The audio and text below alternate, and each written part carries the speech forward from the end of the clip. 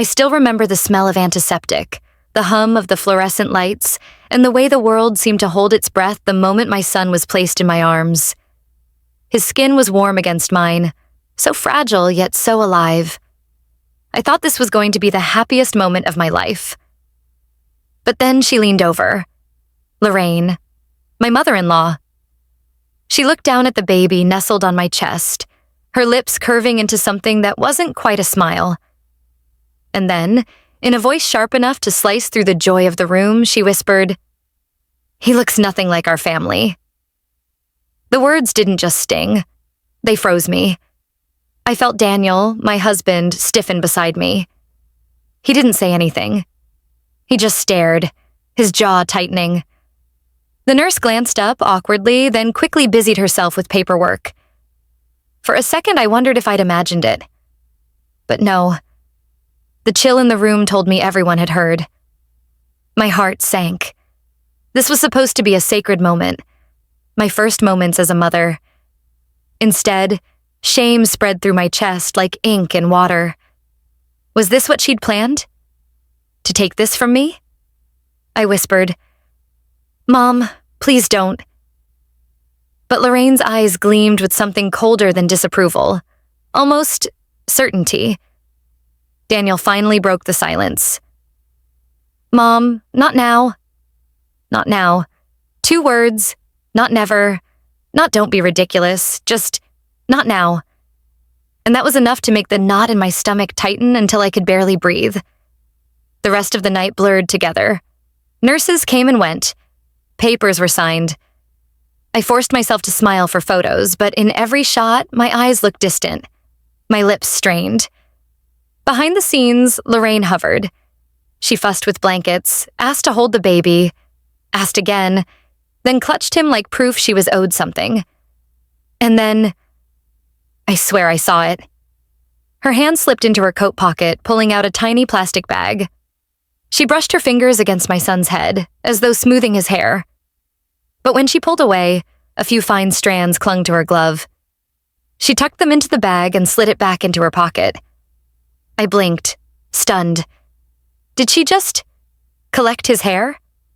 I wanted to scream, to demand an explanation. But my body was weak, stitched and aching.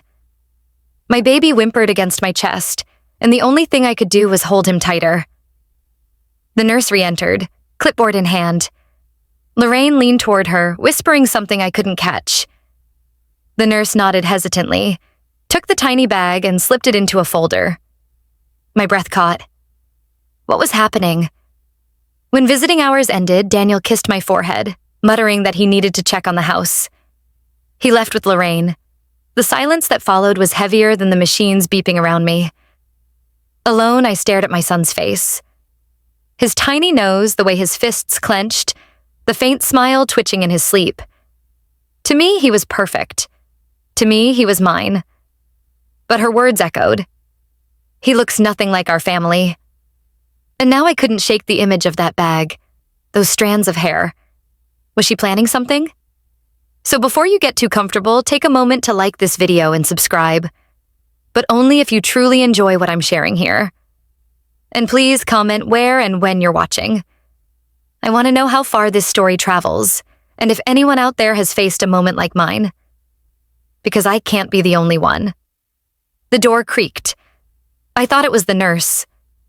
But when I turned my head, I saw Lorraine again, silhouetted in the doorway. She wasn't supposed to be back. Her hand rested on the frame, her lips curved in that same half smile. And then she whispered, low enough only I could hear, "Don't get too attached." You'll see the room spun. My heart thundered. And I realized this was only the beginning. The morning after, sunlight filtered weakly through the hospital blinds, casting long stripes across my bed. My son stirred in his bassinet, his tiny fists twitching as if fighting invisible battles. I should have been floating on clouds of joy. Instead, dread anchored me down. Daniel arrived with coffee, his shirt rumpled, his eyes shadowed. He kissed my forehead, but his lips felt colder than the night before. "We need to talk," he murmured. My throat tightened. Talk? Already? He pulled up a chair, glancing at the sleeping baby. Mom thinks we should get a paternity test, just to put things to rest before things get messy with birth certificates. The words stabbed deeper than any scalpel ever could. I stared at him. A paternity test? Now? After I just carried him, birthed him, nearly broke my body in half for him? Daniel, are you hearing yourself? He rubbed the back of his neck. It's not me, Nora. I don't doubt you. I just think, if we do it quickly, it'll silence Mom. You know how she is, silence her. Or feed her. I couldn't even form words. My chest ached, like the stitches from delivery weren't enough pain for one woman. Later that day, Lorraine entered with her signature perfume clouding the room. Sharp, suffocating. She carried a clipboard and an air of command that made the nurses follow her lead. I've arranged it, she said flatly. No need to stress yourself, dear. A simple swab, a quick turnaround. The sooner we get clarity, the sooner we can all move forward. She reached for my son. I instinctively drew him closer. He doesn't need to be part of your games. Her eyes glittered. Games? I'm protecting my son's legacy. You may not understand, but bloodlines matter. Bloodlines, legacy, words that sounded archaic, but with her, they were weapons sharpened on tradition and pride. Daniel looked between us, torn. Mom, let's not... No, Daniel. She cut him off, voice rising just enough for passing nurses to pause. This is about the truth. You deserve to know if that child is truly yours. I wanted to scream, to fling the water jug across the room, to show her how much I despised her intrusion. But my baby whimpered softly in my arms, and I knew. Rage would only feed her narrative. Unstable new mother. Emotional. Irrational. So instead I whispered, You're crossing a line. She smiled thinly. Lines are meant to be drawn when truth is at stake. That evening, exhaustion pressed heavy on my eyelids. I finally drifted into a shallow sleep, only to wake at the faint sound of footsteps. I shifted in bed, blinking through the haze. In the corner of the room stood a man in a gray suit, holding a sealed envelope. He whispered to Lorraine, who stood half-shadowed by the curtain. She handed him something small. My son's used hospital cap. The one that had covered his soft head only hours ago. My heart lurched. The man nodded, slid the cap into a plastic bag, and tucked it into his briefcase. Lorraine's hand lingered, patting his arm in silent approval. Then, as quietly as they had arrived, they slipped out. I wanted to scream for the nurse, to demand answers. But my voice caught in my throat, strangled by disbelief. Did that really happen? Did she just steal my baby's DNA? I sat frozen, staring at the door long after it clicked shut. My newborn's chest rose and fell with each tiny breath. Innocent, vulnerable, and already a pawn in her twisted game. The next morning, Daniel returned, brighter somehow. Mom said she's helping speed things up. We'll have results soon. It's better this way, Nora. Less stress. Less stress. My body trembled with fury. How could he not see the manipulation? How could he trust her more than me? I clutched the edge of the blanket, knuckles white. And what if her results say something different, Daniel? What then? He hesitated. Too long. Then we'll cross that bridge. My stomach dropped. Cross that bridge. Did he not already know the bridge was burning beneath us? That night, alone with my son, I whispered into the quiet, I will protect you. Even if it means protecting you from your own family. My voice cracked, but my resolve hardened, because something darker than suspicion was stirring in Lorraine's actions. She wasn't just planting seeds of doubt. She was orchestrating something. And I had no idea how far she'd go. Before you scroll away, let me ask. If you were in my shoes, would you allow the test to keep the peace? Or would you fight to stop it altogether? Comment your thoughts below. Because as I lay there, my son breathing softly against me, I realized peace might already be gone. And then, the nurse slipped into the room holding a clipboard. She whispered nervously, "Your mother-in-law left instructions. Tomorrow morning, you and the baby, both scheduled for swabs." My stomach twisted. Instructions? Left by her? And just like that, the war had officially begun. I thought once we left the hospital, I'd finally be safe. Away from Lorraine's whispers, away from her eyes dissecting every feature of my newborn's face. But I was wrong. Daniel carried the car seat up the porch steps while I hobbled behind, still tender from the birth. I imagined closing the door, locking it, and finally breathing in the quiet of our own space. Instead, when the door swung open, Lorraine was already inside. Her suitcase sat neatly by the couch. My spare blanket draped over the armrest. My home, suddenly hers. "I'll be staying here for a while," she announced, pouring herself a glass of water like it was the most natural thing in the world. "New mothers need rest, and Daniel needs support. I'll take care of everything support." That word again. Except with her, it didn't sound like help. It sounded like control.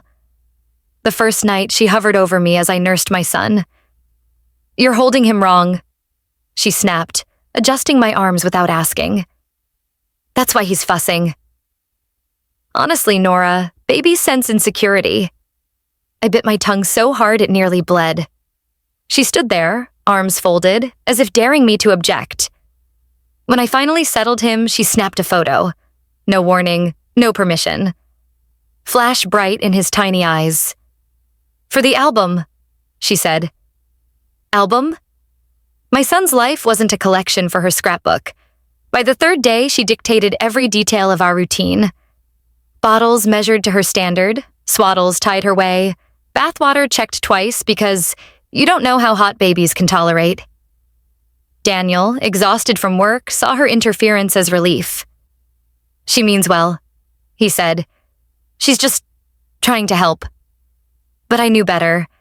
I started noticing little things. She kept a notepad on the counter filled with observations. 2:14 p.m. Baby cried after feeding. 6:30 p.m. Nora seemed irritable. Each line felt like evidence she was collecting, a case she was building against me. And then there were the photographs.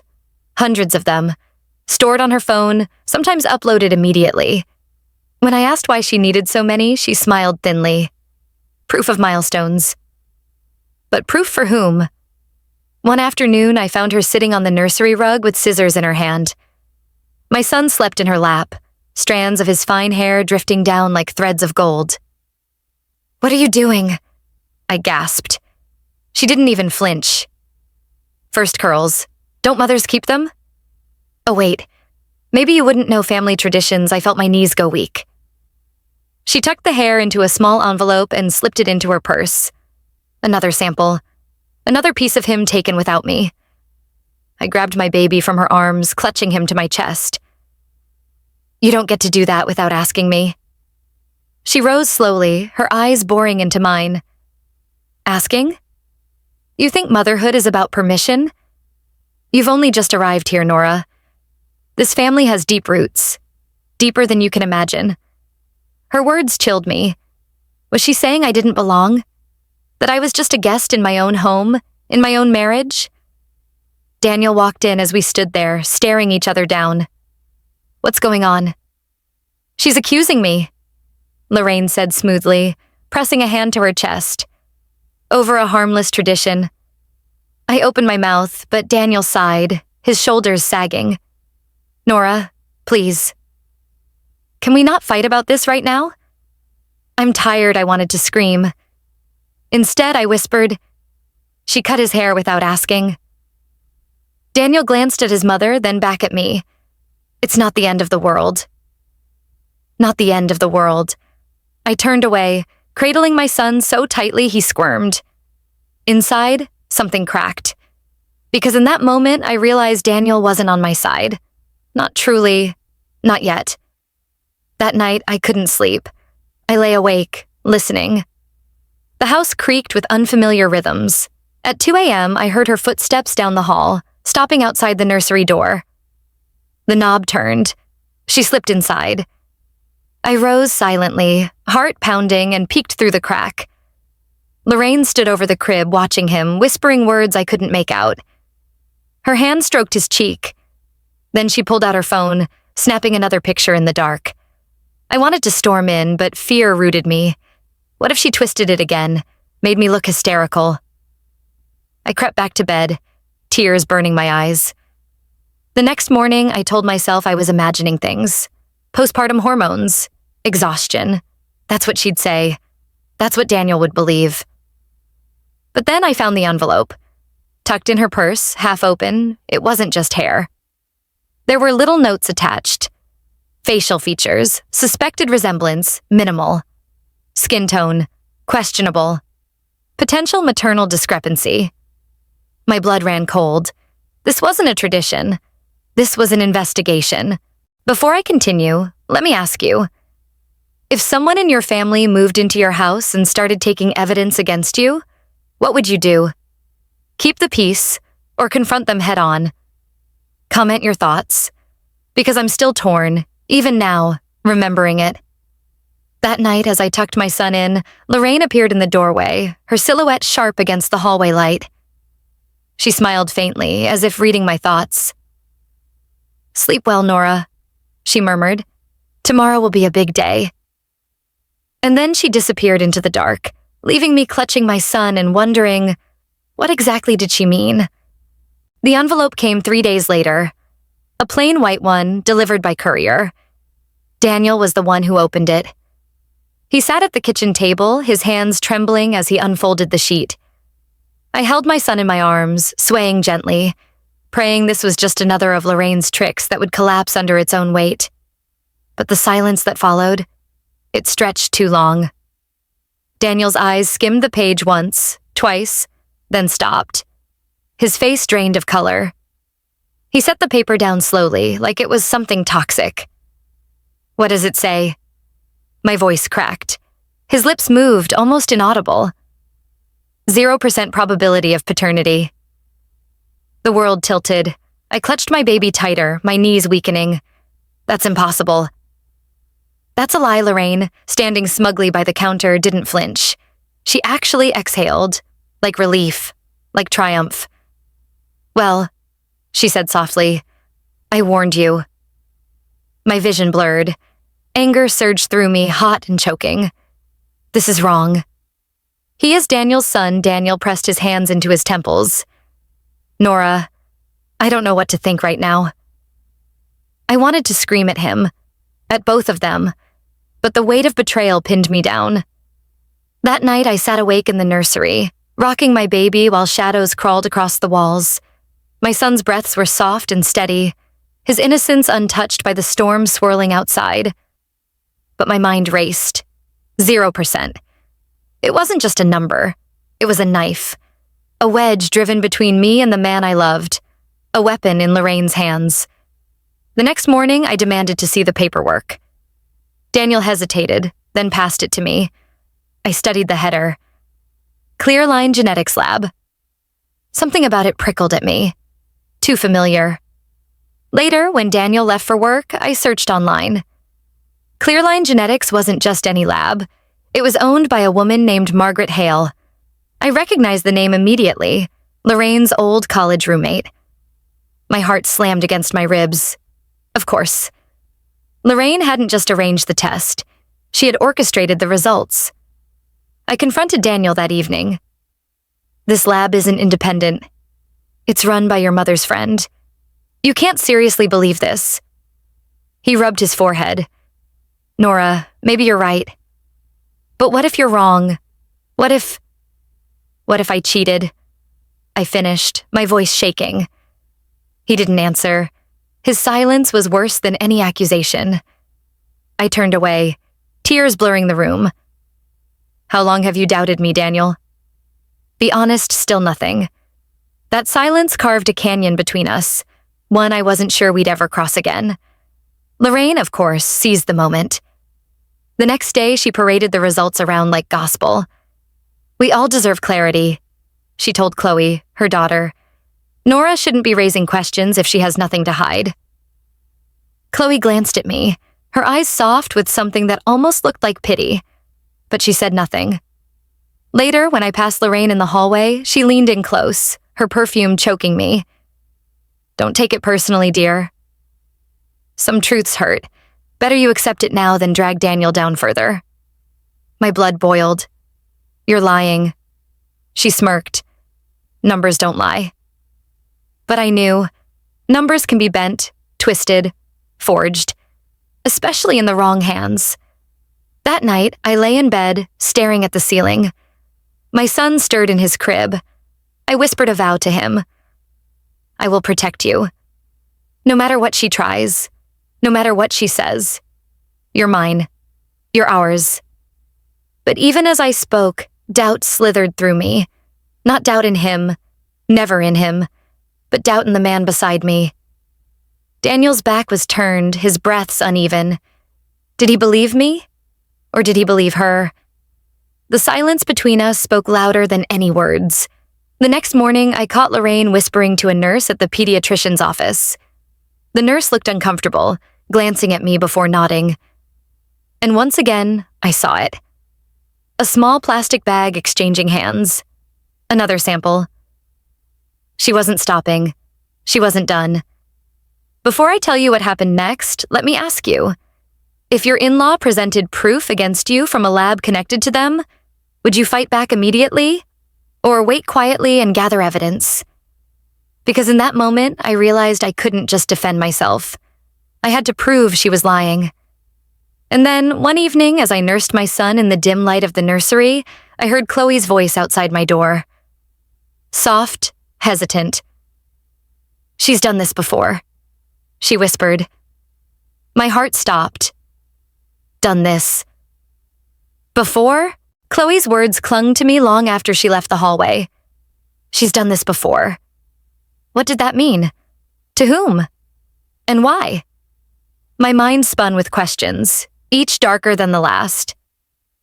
That night, after Daniel fell asleep, I slipped into the study. The house was quiet except for the faint ticking of the grandfather clock downstairs. I needed answers. Anything to prove Lorraine's accusations were built on lies. I searched Daniel's desk drawers, bills, receipts, letters from clients. Nothing unusual. Then, at the very bottom, beneath a pile of old tax returns, I found a slim folder marked with the clinic's logo. My heart thudded. Inside were old fertility records, appointment notes, lab reports, even email printouts. One line, highlighted in yellow, burned into my mind. Low likelihood of successful natural conception. Recommend donor consultation. My throat went dry. Daniel never told me this. He'd spoken of our struggles as bad timing, stress, just needing patience. But according to these records, Lorraine had known he might not father a child naturally, and she had hidden it. The emails told an even darker story. One, dated 8 years ago from the clinic. Mrs. Lorraine Whitaker has requested all results be sent directly to her. Please confirm this arrangement. Another, 3 months later. Reminder, all updates on Daniel Whitaker's fertility case are being forwarded to his mother per written request. I covered my mouth, shaking. She hadn't just interfered. She had controlled everything. She'd positioned herself as gatekeeper of Daniel's future long before I entered the picture. The next morning, I confronted Daniel. Why didn't you tell me about your fertility results? He looked genuinely confused. What results? I shoved the folder toward him. His brow furrowed as he read. I never saw this. Nora, I swear. That's impossible. They're your records. His face twisted with anger. These were sent to my mom. Not to me. My chest tightened. So she knew. She knew all along. Daniel slumped into the chair, staring at the papers like they were written in a language he couldn't understand. She didn't want me to know. Maybe she thought she was protecting me? Protecting you? Or protecting her control? He didn't answer. His silence spoke volumes. Later that day, Lorraine breezed into the kitchen as if nothing had changed. She reached for the baby, but I held him back. "You knew about Daniel's fertility results," I snapped. Her smile didn't falter. "So you found the file?" "Good. Then you understand why I've had doubts." "Doubts? He's your grandson." Her eyes hardened. "Is he? Or is he someone else's?" Better to know now than to live a lie. I shook with rage. "You've been poisoning us for years." "Why, Lorraine? Why can't you just let us live?" She leaned in, her perfume suffocating. "Because legacies aren't built on lies. You don't get to rewrite this family's history." That evening, I called Priya, my best friend since college. Her voice was a lifeline.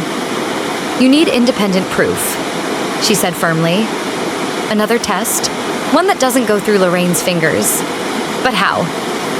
"She's everywhere. She'll sabotage it again." "Then don't tell her. Don't even tell Daniel. Not until you have the results," I hesitated. Hiding it from Daniel felt like betrayal. But wasn't he already halfway convinced by his mother? Wasn't his silence a betrayal of its own? Priya's voice softened. "Nora, if you don't fight for yourself now, she'll win. And you'll lose everything." That night, I lay awake with my son's tiny hand curled around my finger. I whispered, "I'll protect you. I'll fight for you." My heart ached, but my resolve strengthened. Before I continue, let me ask, if your spouse's parent hid life-changing medical information and used it against you, would you forgive them or cut ties completely? Because as I clutched my son close, I realized forgiveness might never be possible. The next morning, I noticed something strange. Lorraine was at the mailbox early, rifling through envelopes before I even had my slippers on. When she spotted me watching, she waved a letter in the air. "Just bills," she called cheerfully. But I knew better. Later, when she left for her errands, I checked the recycling bin. Among the torn envelopes was a shredded corner bearing the clinic's logo. She was still intercepting, still covering her tracks. That evening, Chloe slipped into my room while I nursed the baby. Her eyes darted nervously toward the hallway. "She did this to Dad's first wife," she whispered. I froze. "What?" Chloe's voice trembled. "She accused her of cheating. Said the baby wasn't Dad's. She had papers, results, everything. Dad believed her. He left. It ruined their marriage," my breath caught. "So it's a pattern." Chloe nodded, tears brimming. "She'll do anything to stay in control." Anything. And suddenly, everything clicked. This wasn't about me. It never had been. It was about Lorraine's obsession with family, with bloodlines, with control. And she wasn't done yet. I couldn't shake it anymore. The way Lorraine hovered over every detail, every paper, every test, the way she'd slipped hair into a bag, stolen hospital caps, intercepted mail. She wasn't just meddling, she was manipulating the truth itself. So I did what Priya urged me to do. I went to the source, the lab. Clearline Genetics sat in a plain brick building on the edge of town. It looked harmless, almost boring, like a dentist's office you'd drive past without noticing. But inside, I felt like I was walking straight into enemy territory. At the front desk, a young receptionist asked for my name. I hesitated, then whispered, "I'm Nora Whitaker. I need to talk to someone about my son's case." Her smile faltered. She clicked her mouse, frowned, then said, "Let me get Evan." Minutes later, a man in a white coat appeared. Mid-30s, weary eyes, nervous hands. He glanced at me, then at the receptionist, who gave him a subtle nod. "Come with me," he said quietly. Evan led me down a corridor to a small office cluttered with files and half-empty coffee cups. He shut the door and lowered his voice. "You're Daniel's wife?" "Yes." My pulse quickened. "I need the truth." "Did you really test my husband and my baby?" He shifted uncomfortably. "Look, I shouldn't even be talking to you. But something about your case bothered me." I leaned forward. "What do you mean?" He hesitated, then pulled a logbook from his drawer.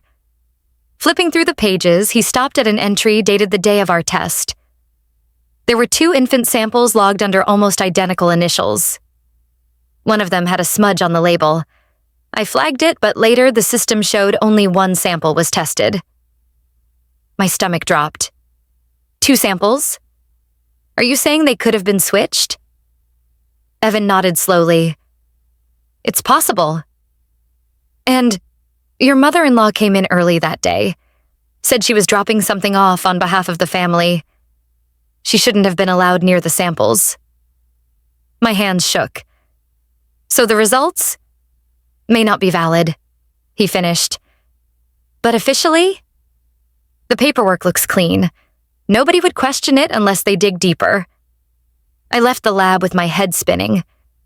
The pieces clicked together like jagged shards of glass. Lorraine hadn't just manipulated us emotionally. She'd tampered with the science itself. When I told Priya, she swore under her breath. She's setting you up, Nora. You need to be careful. If she can tamper with one test, she can do worse. But how do I prove it? Quietly, Priya said. Don't tell Daniel yet. Get your own test done, somewhere she can't touch. The thought of hiding something from Daniel made my stomach twist. But hadn't he already chosen silence over defending me? Hadn't he let his mother steer our lives into chaos? That night, Lorraine strutted into the living room while I fed my son. She sat across from me, her eyes sharp. You've been snooping, she said flatly. My heart lurched. What are you talking about? She leaned forward, her smile tight. You think I don't know when someone goes behind my back? The lab called. Evan has a loose tongue, I froze. She knows. Stay in your lane, Nora, she whispered. The truth always comes out, and when it does, Daniel will thank me for protecting him. I wanted to hurl the bottle across the room. Instead, I forced myself to stay calm. You're not protecting him. You're destroying us. Her eyes narrowed. No, dear. I'm saving him. Later, Daniel came home. I thought about telling him everything. About the duplicate samples, about Evan's warning. But when I opened my mouth, Lorraine's words echoed in my head. Daniel will thank me. And I realized, if I accused her now without proof, Daniel might side with her. He already had once. So I swallowed the truth, for now. The next morning, I caught Lorraine near the nursery again. She was rifling through the diaper bag, pretending to organize. But tucked under the diapers was another envelope, this one already sealed. What's that? I demanded. She froze, then smiled coolly. Just notes. Nothing important. But I saw the faint outline of a lab logo through the paper. My chest tightened. How many tests had she arranged behind my back? How many more lies was she weaving? Before I continue, let me ask you. If you discovered someone tampered with DNA samples of your child, would you confront them immediately? Or play along until you had undeniable proof? Because in that moment, I realized Lorraine wasn't just playing a game. She was writing the rules. That evening, as I rocked my son to sleep, I caught a shadow outside the window. A figure watching. My heart slammed. When I rushed to the glass, the street was empty. But deep down, I knew. Lorraine wasn't finished. And neither was I. The next few days blurred together in a haze of suspicion and silence. Daniel barely spoke to me, except about the baby's feedings or bills that needed paying. The warmth in his voice, the laugh that used to make me feel safe, was gone. What remained was a cold distance that chilled me more than Lorraine's words ever could. At night, he slept with his back turned. I stared at the ceiling, my son's soft breaths beside me, wondering if my marriage was already fractured beyond repair. Lorraine, of course, filled the gaps. She cooked dinners, answered the phone when relatives called, and introduced herself at the door as the caretaker of the household. I felt like a ghost in my own home. One morning, a knock came at the door. A courier handed me a thick envelope. Lorraine appeared almost instantly, snatching it from my hands. "What's that?" I demanded. She smiled sweetly. Just legal paperwork. Nothing you need to worry about later. I found the torn remains in the trash. Custody papers. Lorraine was filing for temporary visitation rights to protect the child's welfare. My knees buckled. She was building a case that I was unfit, that I didn't belong. Not as a wife, not as a mother. That night, I confronted Daniel. Your mother is filing for visitation. Against me. Against us. He rubbed his temples, exhausted. She just wants to make sure Christopher's safe. She thinks I'm a liar, I snapped. She thinks I'm not fit to raise my own child. He didn't meet my eyes. She's just being cautious. Cautious. The word sliced me open. My husband, the man who'd once sworn to shield me from every storm, was now sheltering his mother's suspicions instead of me. The only light came from Chloe. Late one evening, as I folded baby clothes in the nursery, she slipped inside and shut the door. Her hands shook as she handed me a folded letter. You need to see this, she whispered. It was an old printout, emails exchanged years ago. Lorraine and the same genetics lab. The subject line read, Paternity concern, confidential. My breath caught. She's done this before, Chloe said, her voice trembling. With Daniel's ex. She accused her of cheating, used fake results to prove it.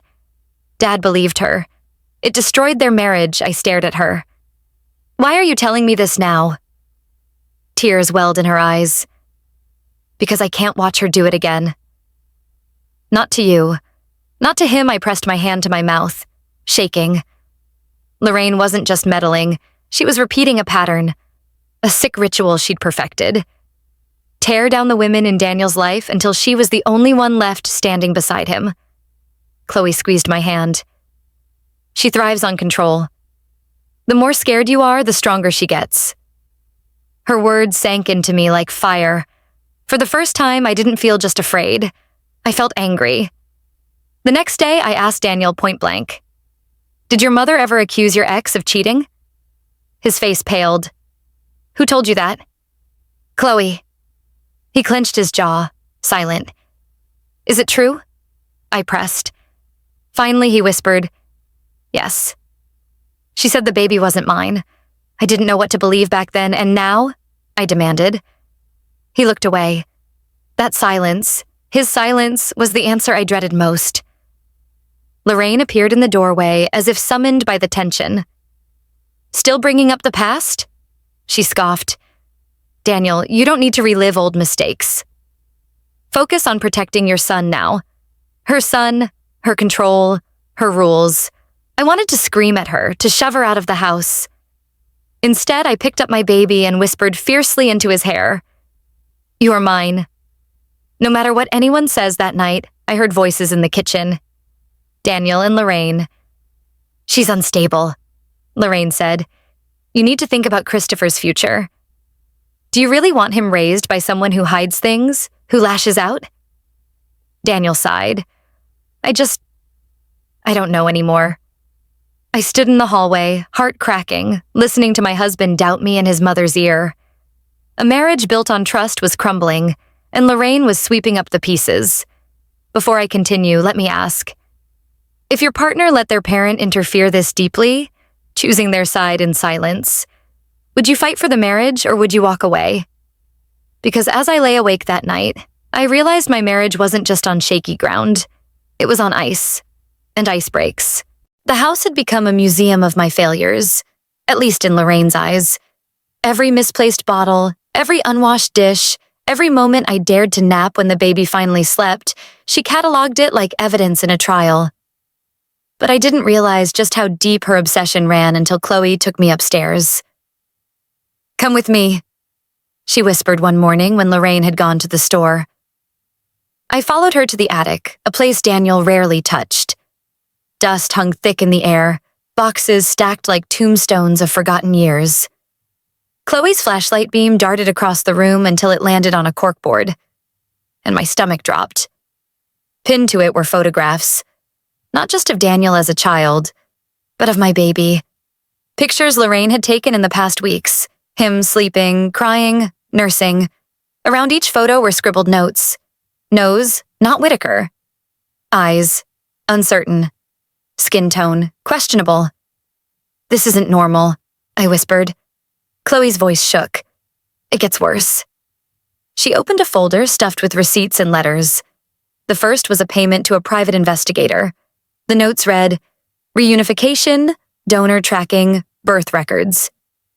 I clutched the paper, heart racing. Lorraine wasn't just trying to disprove me. She was trying to rewrite the entire family tree. That evening, I confronted her. I found your corkboard. She froze, the color draining from her face for the first time since this nightmare began. Then she recovered, lips curling into that smug smile. So what? A grandmother can keep track of her lineage. I slammed the folder onto the counter. This isn't lineage. This is an obsession. Her eyes gleamed. Obsession? No, dear. It's duty. Families need clarity. Do you think I'll let my son's bloodline be corrupted because you're too sensitive to face the truth? My voice shook with rage. He is your blood. He is Daniel's son. She leaned close, lowering her voice until it was almost a hiss. Maybe. Or maybe he's just another man's reminder that you don't belong here. That night, I couldn't breathe. My chest felt like a vice, my mind spinning with paranoia. If she was willing to hire investigators, how far would she go? How many lies would she plant until Daniel believed every word? Priya's words echoed in my head. You need undeniable proof. So I made a plan. Quiet, careful, independent. But before I acted, I found something else. While folding laundry, I knocked over Lorraine's handbag. A small notebook spilled out. I hesitated, then flipped it open. Inside, pages upon pages of lists, dates, observations, even overheard conversations. She'd been documenting my life like I was under surveillance. One entry read, Nora, irritable after feeding. Possible postpartum instability. Another, spoke on phone with friend Priya, encouraging secrecy. Note, gather call logs, I felt sick. She wasn't just gathering evidence against me as a mother, she was preparing to paint me as unstable in court. I showed Chloe. She gasped. She's building a case. Against me, I whispered. Against us. Chloe nodded, eyes brimming. Against anyone who threatens her control. She did this with Dad's ex too. Said she was unfit. He believed her. The pieces clicked. Lorraine's obsession wasn't love. It was fear. Fear of losing her grip on the family she thought belonged to her. That night, I confronted Daniel again. I laid the notebook on the table. He scanned the entries, his face tightening with each line. But instead of anger at her, he muttered, Maybe she's just worried about you, Nora. My chest hollowed. Worried? She's documenting me like a criminal. He ran a hand through his hair. You've been stressed. Emotional. Maybe she thinks she's helping. Always that word. Helping when really she was dismantling me piece by piece. I slammed my hand on the table. When will you stop defending her and start defending me? Daniel's silence answered me louder than words ever could. Before I continue, let me ask you. If your partner ignored proof that their parent was undermining you, would you stay and fight? Or would you walk away? Because as I sat there that night, staring at Daniel's averted eyes, I realized I wasn't just battling Lorraine's obsession. I was battling his blind loyalty too. And I was losing. Later, alone in the nursery, I rocked my baby and whispered, I won't let her erase us. I won't let her take you from me. But in the dark, I couldn't help wondering, if Lorraine could convince Daniel's father to leave his wife, could she convince Daniel to leave me too? I thought I had unearthed enough secrets to last a lifetime, but nothing could have prepared me for what came next. It started one rainy afternoon. The house was heavy with silence. Daniel at work, Lorraine upstairs, the baby napping in his crib. Chloe tapped gently on my door, her face pale. You need to know the truth, she whispered. I frowned. What truth? She stepped inside, closing the door behind her. Her hands trembled as she held out an old manila envelope. About Daniel. Inside were brittle papers, faded with time, consent forms, medical reports, notes written in Lorraine's handwriting. My eyes skimmed until they froze on a line that made my heart pound. Donor insemination procedure. I blinked, my breath catching. What is this? Chloe's voice cracked. Daniel wasn't conceived naturally. Mom used a donor. She never told him. Not once. The room tilted. All the fights, all the doubts, all the twisted words Lorraine had flung at me suddenly shifted into place. She wasn't just obsessed with bloodlines. She was hiding the fact that her own son wasn't her husband's biological child. I whispered, "Does he know?" Chloe shook her head. She swore me to secrecy. But watching what she's doing to you, I can't keep it anymore. That evening, I gathered the courage to confront Daniel. I found him in the living room, scrolling absently on his phone, his face drawn with fatigue. "Daniel," I said softly, handing him the envelope. "I need you to see this." He flipped through the papers, at first with confusion, then with growing disbelief. His face drained. This can't be real." "It is," I whispered. "She's been hiding it from you your whole life." His hands shook as he clutched the documents. "Why wouldn't she tell me?" Before I could answer, Lorraine swept into the room, her eyes landing on the envelope instantly. Her face hardened. "What are you doing with those?" she snapped. Daniel stood, trembling with rage. "Is it true?" Lorraine's lips pressed into a thin line. "Not now." "Not now?" His voice cracked. "You kept this from me for 35 years. Is it true?" Silence. Then finally, "Yes." Daniel staggered back, his breath ragged. "All this time, all your talk about bloodlines, about purity, about family resemblance, and I'm not even Dad's biological son?" Lorraine's eyes flashed. "I did what I had to do. Your father wanted a child. I gave him one." My voice shook with fury. "And you've spent years accusing me of tainting the family tree when you've been hiding the biggest secret of all?" She spun toward me, her eyes like daggers. "Don't twist this. Daniel is mine. He's my blood." Daniel's voice broke. "But not Dad's." "And you let him believe it." The silence after her confession was unbearable. Daniel sat down, burying his face in his hands. I reached for him, but he flinched away. My heart shattered. Later, when Lorraine retreated upstairs, I sat beside him. "Daniel, do you see now? She's been manipulating us. She's using lies to control everything." His eyes were red, his voice raw. "I don't even know who I am anymore. If she lied about this, what else has she lied about?" I touched his arm gently. "You're still you. You're still Christopher's father. That's the truth that matters."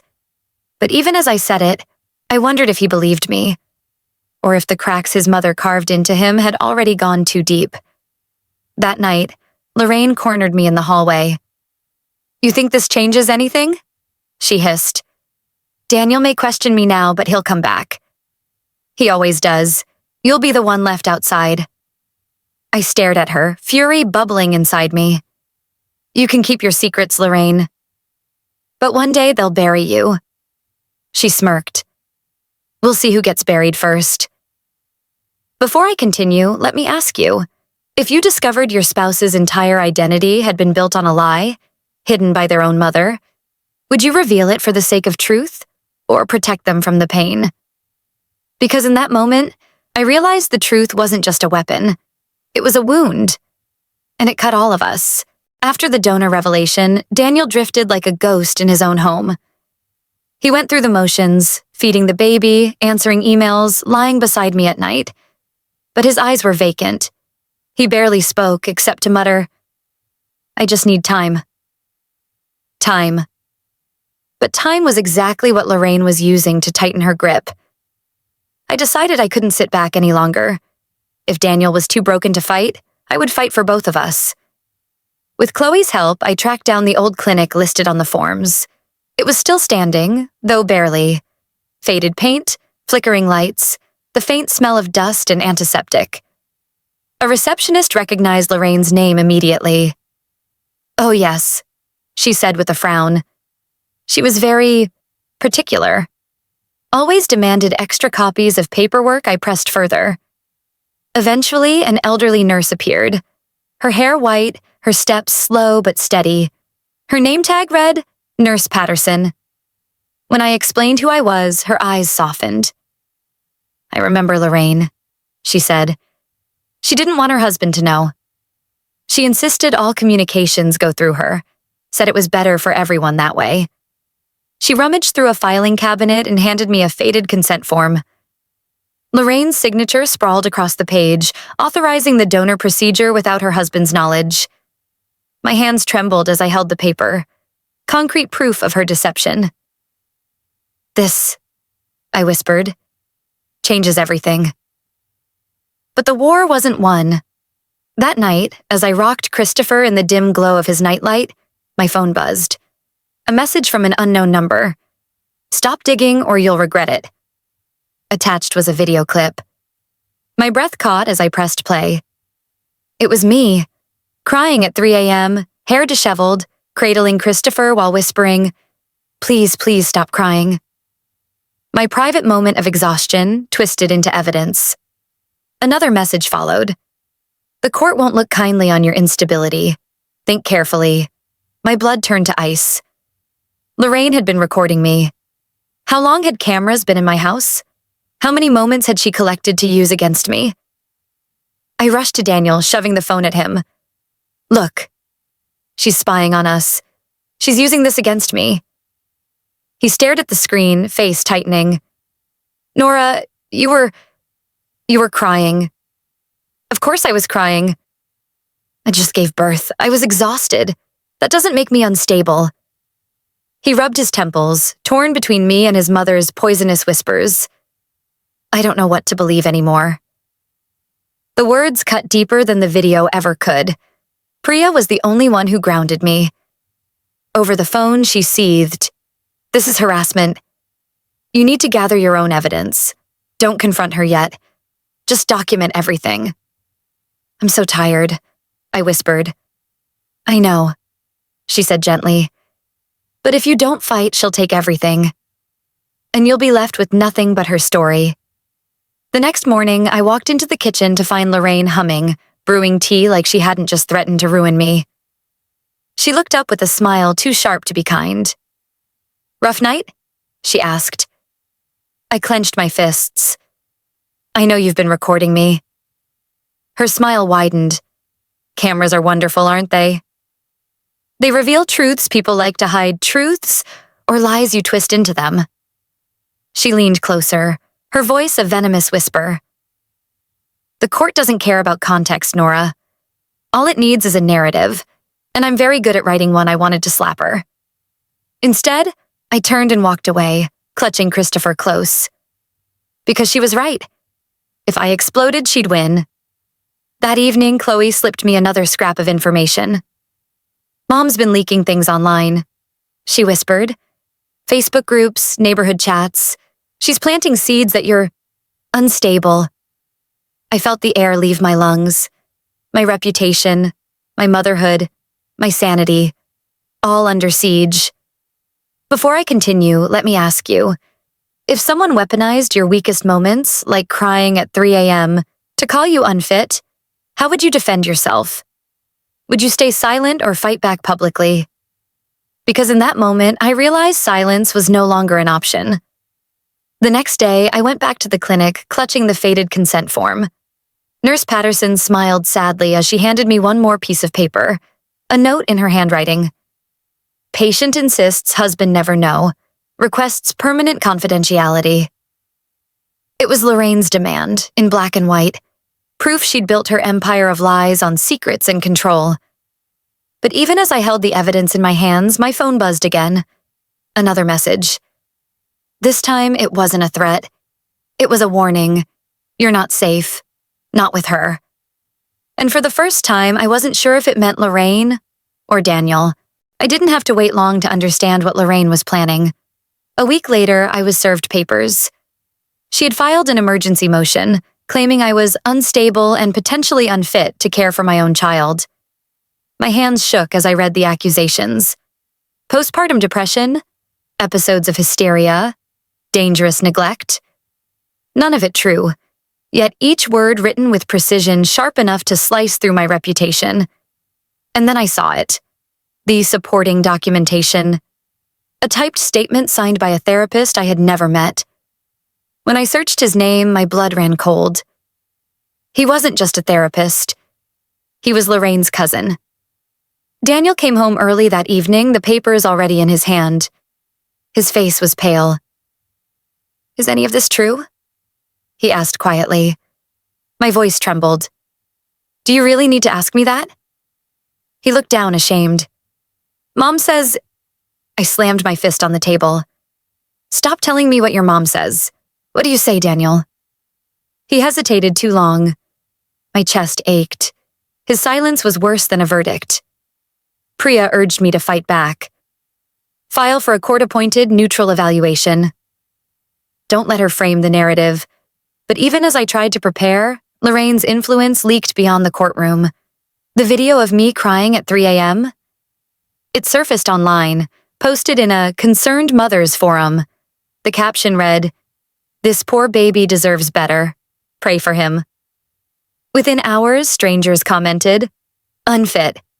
Child should be removed. Where's the father?" I wanted to claw the internet apart with my bare hands. How could one private moment of exhaustion become the definition of me as a mother? Chloe found me curled on the nursery floor, scrolling through the hateful comments. She knelt beside me, whispering, "Mom leaked it." I traced the account. It was hers. She used a burner, but the IP is the same. My chest burned with fury. She's destroying me. Chloe's eyes brimmed with guilt. I'll testify if I have to.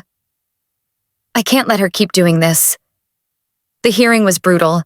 Lorraine's lawyer painted me as unstable, referencing the video, the therapist's note, and even Lorraine's meticulous notebook of evidence. She documents everything, the lawyer said. This isn't malice, it's responsibility. She's protecting her grandson, I wanted to scream. Instead, I held Christopher's tiny hand, willing myself not to crumble. My lawyer pushed for neutrality, citing bias. We demand a court-appointed DNA test and an independent psychiatric evaluation. The judge leaned back, sighing. Given the familial conflicts, I agree. We'll order both, but until then, custody decisions are delayed. Lorraine smirked, her victory subtle but sharp. Delay was all she needed. Time to spread doubt like wildfire. After court, in the courthouse bathroom, I caught her in the act. She stood at the sink, pulling a tiny beanie from her purse. Christopher's. My breath caught. "What are you doing with that?" I snapped. She didn't flinch. "Just ensuring the right sample gets tested." My stomach twisted. "You're tampering again." Her eyes locked onto mine, cold and unblinking. "You call it tampering. I call it protecting my son's name." I lunged forward, snatching the beanie from her grip. My hands shook with adrenaline. "Not this time." Her lips curved into a cruel smile. "You think one victory will save you?" "You underestimate me that night. Back home, I crumbled in Priya's arms over the phone. How do I fight someone who rewrites reality?" "You fight by holding your truth," she said firmly. "One step at a time. Don't let her bait you. Gather proof, stay calm. That's how you win." But deep inside, I wondered, could truth ever stand against a lie polished to perfection? Before I continue, let me ask you, if your most vulnerable moment was broadcast online and used against you, would you try to defend yourself publicly? Or focus only on the courtroom battle? Because as I rocked Christopher to sleep that night, I realized I wasn't just on trial in court. I was on trial in the court of public perception. And Lorraine was winning both. The courthouse smelled faintly of bleach and old paper, a place where lives were dismantled with the slam of a gavel. I sat at the wooden bench, Christopher squirming gently in my lap, his small fingers grasping my blouse. All I could think was, he deserves better than this circus. The judge adjusted his glasses, his voice heavy. Given the conflicting claims and familial disputes, the court orders a new DNA test, conducted by a neutral, state-approved facility. Custody discussions will be delayed until results are confirmed. For a heartbeat, relief surged through me. A real test. A chance to prove once and for all what I already knew. Daniel was the father. But when I glanced at Lorraine, my relief evaporated. She sat rigid, her lips pressed into a thin smile, her eyes glittering. Not fear, not defeat. Satisfaction. Because she thrived on delay. Every day without resolution was another day for her lies to fester. Another day for Daniel to slip further from me. After the hearing, a nurse was scheduled to collect samples immediately. Lorraine's gaze followed every movement, hawk-like. Daniel stood in silence, his hands shoved deep into his pockets, eyes darting anywhere but me. I tried to catch his gaze. This is our chance, Daniel. Don't you see? This will end it. He didn't answer. His silence was louder than shouting. Later, in the courthouse bathroom, I washed my hands, trying to steady my breath. The door creaked open. Lorraine stepped inside, her heels clicking against the tile. Lovely hearing, wasn't it? She murmured. I didn't answer. Her hand slipped into her purse, pulling out a tiny knitted beanie. My son's beanie. Ice flooded my veins. What are you doing with that? She smirked. Just making sure the right sample gets tested. My chest heaved. That's evidence tampering. She leaned in close, her perfume suffocating. It's called protecting family. I lunged, snatching the beanie from her grip. My hands shook as I clutched it to my chest. Her smile never wavered. One little win won't save you, Nora. The tide is already against you. I wanted to scream, to claw, to tear her mask off in front of the whole courthouse. But I knew if I lost control, she'd win again. So I whispered, not this time. That evening, at home, I tucked the beanie deep into my dresser drawer, locking it away like treasure.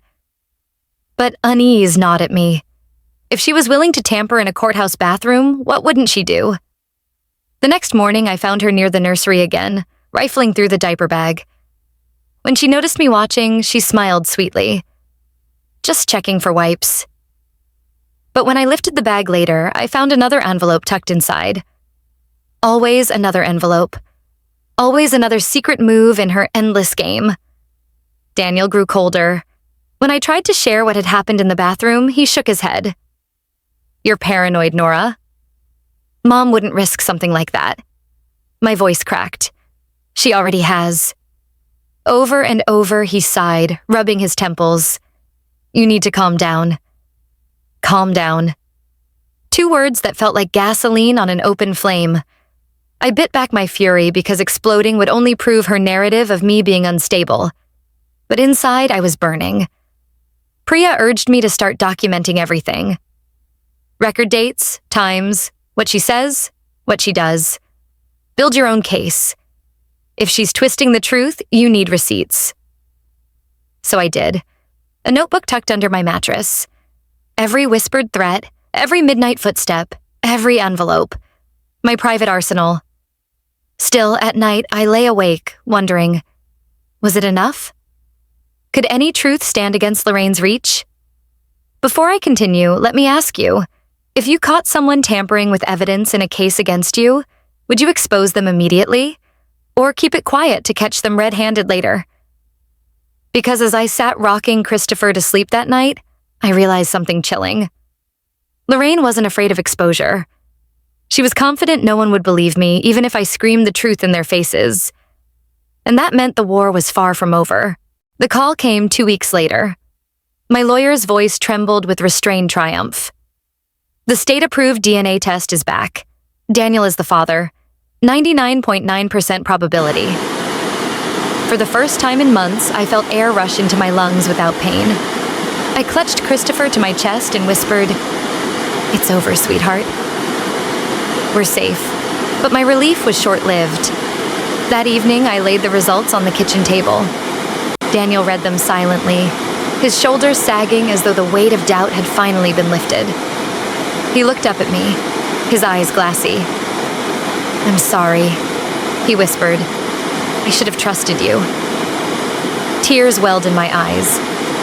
"Then trust me now. She's been lying, manipulating, planting seeds. You see it now, don't you?" Before he could answer, the front door opened. Lorraine swept in, her phone clutched tight. "Congratulations," she said, her tone dripping with disdain. "One test in your favor. Bravo." I slammed the paper onto the table. "It's not just in my favor. It's the truth," but Lorraine only smirked, lifting her phone. Funny, because the whole neighborhood has already seen the other results. On her screen glowed the old lab report, the fake one, stamped with 0% probability. She had posted it on social media, captioned, "Judge ignores facts. Family betrayed." My stomach dropped. "You lied to the world." Lorraine shrugged. "Perception is stronger than facts. People believe what they want to believe." Within hours, the comments flooded in. "Scandalous. 2 tests? Someone's lying. Poor Daniel." I wanted to scream. How could one forged document carry the same weight as official truth? But Lorraine knew exactly what she was doing. And then, Daniel broke me further. That night, after Lorraine retreated to her room, he confessed in a voice so low I almost didn't hear it. "I've been talking to someone during all this." I froze. "Talking? Who?" He swallowed. "An old friend. My ex." The word sliced through me. "Your ex? While I was fighting for our son, for us, you've been confiding in her?" "She reached out," he said quickly. "She said she understood what I was going through. I didn't mean for it to happen, but..." His voice trailed off, guilt heavy in the silence. I shook my head, tears stinging my cheeks. "So while your mother accused me of betrayal, you were the one betraying me." He didn't argue. He didn't even deny it. He just sat there, broken, cowardly, silent. Lorraine must have sensed the fracture because the next morning she pounced. "You see?" she told Daniel over breakfast, her tone smug. "This marriage is falling apart regardless. Perhaps it's time to think about what's best for Christopher. Stability, family, her definition of it, her possession of it." I wanted to throw her out of the house, but Daniel's silence tied my hands. Priya urged me over the phone. "Don't let this break you, Nora. You have the real results. You have proof. That's stronger than her lies." But proof felt fragile when the man who should have defended me was slipping further away. That night, I looked at Christopher sleeping peacefully in his crib and whispered, "I'll never let her take you. Even if I have to stand alone before I continue, let me ask you. If your partner betrayed your trust in the middle of a family war, would you still fight for the marriage? Or would you let it go and focus only on protecting your child?" Because in that moment, as Daniel sat silently in the other room and Lorraine hummed smugly down the hall, I realized something chilling. The truth had finally arrived. But maybe it was already too late. Lorraine cornered me 2 nights later. Daniel was out, claiming he needed air, but I suspected he was with her. That ex who had suddenly resurfaced. The baby was asleep, the house quiet. And then Lorraine appeared in the doorway of the nursery, a stack of papers in her hand. "Let's stop pretending, Nora," she said smoothly. "We both know how this ends. You, alone. Daniel, shattered. Christopher, confused. But it doesn't have to be that way." I tightened my grip on the crib railing. "What are you talking about?" She placed the papers on the dresser, sliding them toward me. "A settlement. You move back to your mother's house. Daniel and I will raise Christopher here. In exchange, we'll provide you with generous support. Enough to keep you comfortable." My stomach churned. "You want me to just walk away from my own child?" Lorraine's smile didn't falter. "It's what's best for him." For everyone. You're not strong enough, Nora. You've proven that I flipped through the papers, my hands trembling. Custody arrangements, financial clauses. And then I saw it, the line that made my blood run cold. Mother agrees never to speak publicly or privately about Daniel Whitaker's conception via donor insemination. My throat closed. This isn't about Christopher. This is about protecting your secret. Her eyes gleamed. Call it what you want. I call it safeguarding family honor. I slammed the papers down. And Daniel? Does he know about this? Her smile sharpened. He signed already. I staggered back, disbelief crashing over me. He signed? She tilted her head. Poor boy is so lost. He just wants peace, don't you? Imagine what a relief it would be to stop fighting, to stop being painted as unstable, to stop drowning in this mess. Her words dripped like poison, sweet and convincing. That night, I confronted Daniel. He sat at the kitchen table, staring at his phone. Did you sign her agreement? I demanded. He didn't look at me. It seemed like the easiest way forward. The easiest for who?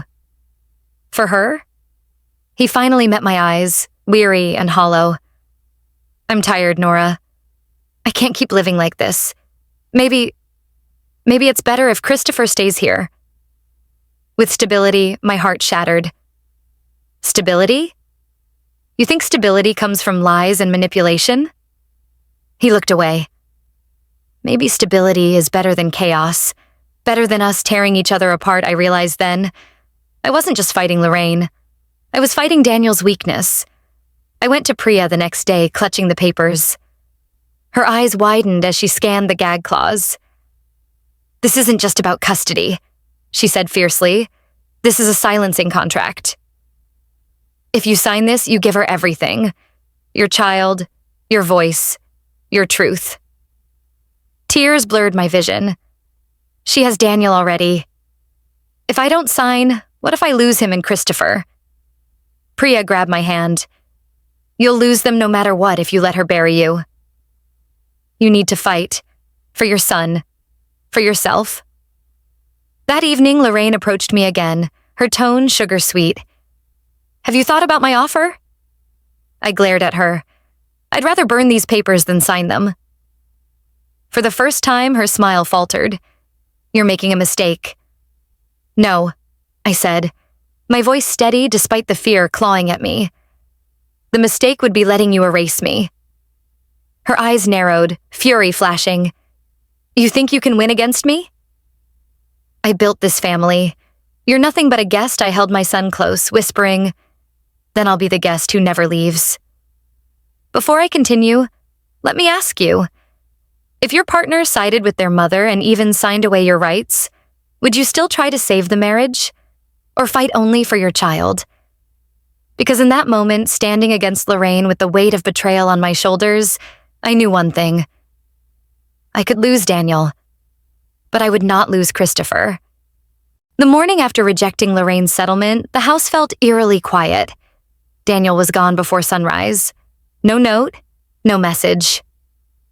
Lorraine sat at the kitchen table with her tea, staring at me like a predator waiting for its prey to slip. But I didn't tremble this time. I strapped Christopher into his carrier, my voice calm but firm. We're leaving for a few days. I need space, Lorraine's smile twitched. Running away won't change anything. No, I said, meeting her gaze, but setting boundaries will. Her eyes narrowed, but for once she didn't speak. At my mother's house, I finally exhaled. The air smelled of cinnamon and safety. For the first time in weeks, I could rock Christopher without feeling watched, without hearing whispers of doubt circling me. Priya came by with groceries and strength. You did the right thing, she said. You can't fight for a marriage if you're the only one fighting. She was right. Daniel hadn't called. Not once. And maybe that silence was its own answer. Days later, an envelope arrived, this time from the old clinic. I opened it with trembling hands. Inside was a letter confirming what I already knew but still needed to see in writing. Lorraine authorized Daniel's donor conception without his father's knowledge. She requested permanent confidentiality. It was the final nail. Proof not just of her lies, but of her lifelong control. I handed the letter to Daniel when he finally showed up, his eyes bloodshot, his voice thin. "She lied to me my whole life," he whispered. "Yes," I said softly. "And you let her lie to us too." He looked at me, then at Christopher. For a moment, I thought he'd choose us. But he turned away. Not ready. Maybe never. I cried that night, not just for what I lost, but for what I still had. My son, my truth, my strength. Lorraine might still spin her stories. Daniel might still hide in her shadow. But Christopher was mine. And no document, no whisper, no forged number could erase that. So if you've stayed with me until the end, maybe your heart has felt something too. Would you have walked away sooner? Or would you have fought longer? Leave a comment, hit like, and subscribe if you'd like to continue sharing these stories with me. Because family isn't about who controls the narrative. It isn't about bloodlines scribbled on a corkboard or papers stamped with forged numbers. Family is about love. The kind you fight for, even when the odds are stacked against you. And as I rocked Christopher to sleep one final time, I whispered, "They can take everything else, but they will never take you." Thank you for listening to the whole story. I hope you will support my future works.